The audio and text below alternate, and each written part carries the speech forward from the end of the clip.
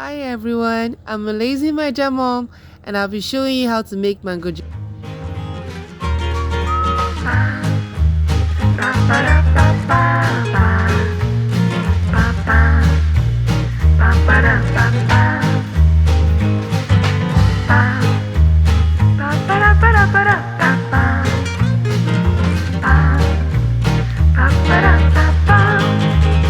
Hi everyone, I'm the lazy Niger mom. Welcome to my channel. It's the mango season again, and a lot of people are having overload of mangoes in their backyards, rotting and going bad. Why? Just because they don't know how to preserve them. So stick with me today and I will show you how to preserve your mangoes by making mango jam. So guys, you've been needing the following ingredients. You're going to need your 400 grams of sugar, a lemon, or if you're using the store-bought lemon, just measure out 1/8 cup lemon juice. You'll be needing 1 kg mango, and then you dice another 200 gram of mangoes.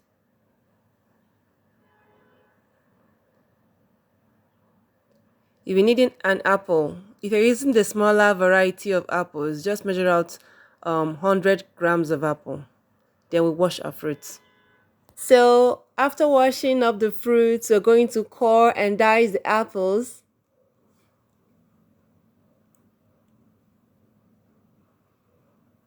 Cut out the mango cheeks. You may decide to peel then cut up. Whichever one works for you is fine. So we're done cutting up our fruits. We have the sugar, the diced apples and mangoes, and the one we're going to puree in the blender. So we're going to blend those ones.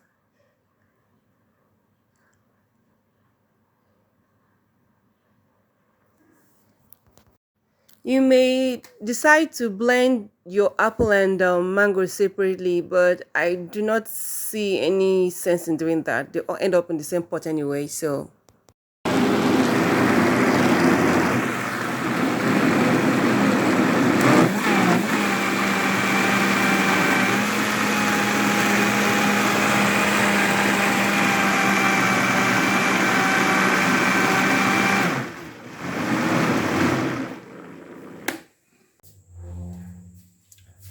So we're going to start by pouring the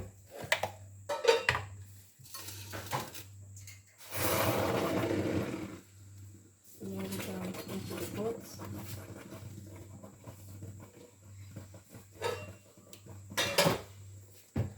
Adding the sugar.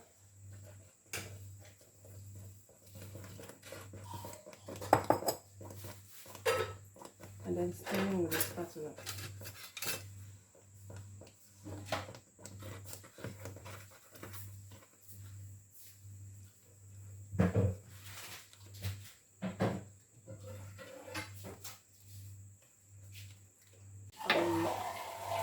The lemon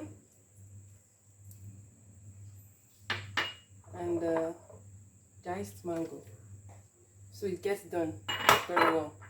If I add it later, it may not get done. So guys, I've added everything together. This is the mango, apple, and diced mango mixture. I've added the lemons too into this mixture. So I'm going to stir it for a while.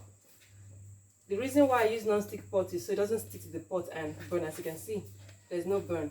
And I prefer using a spatula to stir it, because when you use a spatula, it helps you to scoop all the necessary things you have to scoop out without worrying about leaving anyone, and it gets every little part of it out of it. So we're going to stir this for a while and let it cook for 13 minutes or thereabouts, and then check if it's up to 105 degrees Celsius, which is the temperature for sugar to form jam.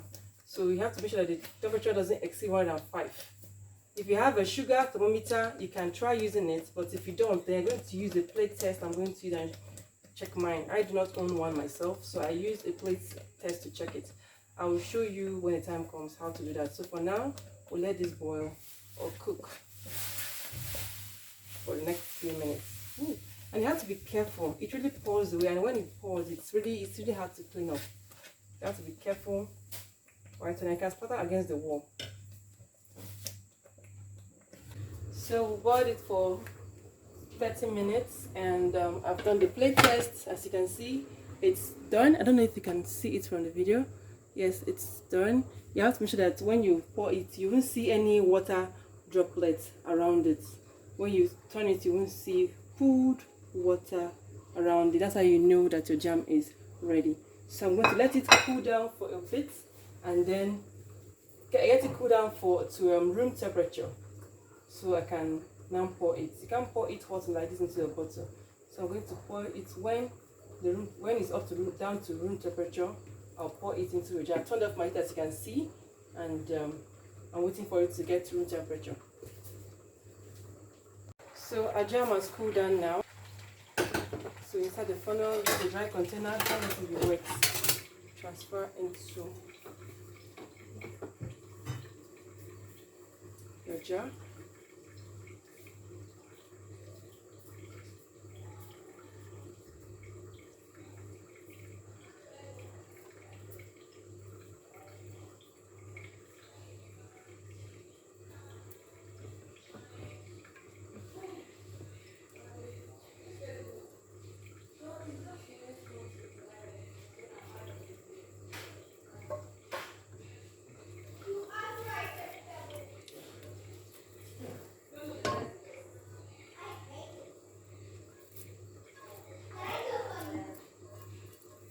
So I've cooked out all of it in the jar. See why I like using spatula? It gets anything you can get. If you use any other spoon, you won't get this much out. So my kids are going to take care of this part, and now once I drop this tray and they get wind of the fact that I'm done with what I need, they're going to rush into this place and go for the pot and this. So I just leave it in there, and then I use a spoon to make it much more balanced and to make it look good to the eye. Or you can just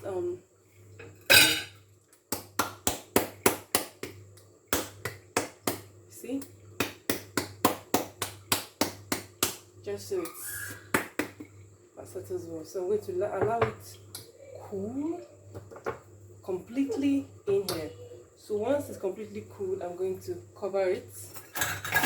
The cover is here, all washed and sterilized. Oh, I don't know if I mentioned this earlier. Your bottle should be well washed and sterilized, so you don't contaminate your food. And now our mango jam is ready for you to enjoy with bread or any other thing you like to use it for. I'll be uploading more videos on mango preservation every week, alongside other videos on food prep and recipes I would love to share with you. Please try that and let me know what you think. And please do not forget to give my video a thumbs up and subscribe to my channel if you haven't subscribed already. Thanks for watching. I'll see you in the next one. Please be safe and take care of yourselves. Bye.